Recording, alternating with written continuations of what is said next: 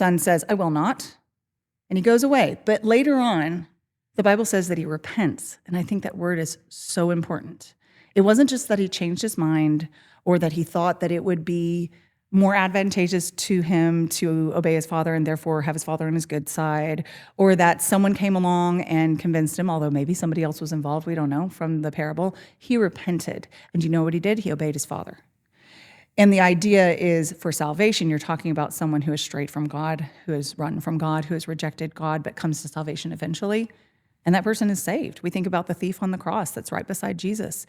And he says, today you will be with me in paradise, even though that man had known him for 5 minutes, And Jesus says, my blood has covered you as well. I'm putting words in Jesus' mouth, but that's essentially what he's telling him.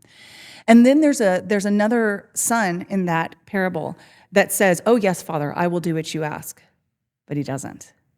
And Jesus says to his disciples, which one of these two men obeyed his father? And they say the first one.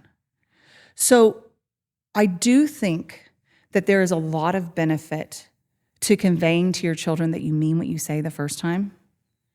But I also think, especially with small children, that we have to take into account their developmental status, which is so many of the things that they're doing are learning language. Yes, the short syllable no, they understand, but they might not quite understand what you're saying no to, or they might not even hear you exactly. I have found this to be true of some of my children because with 10 kids, as you can imagine, I have quite the array of personalities and preferences and character traits and just all the things, right?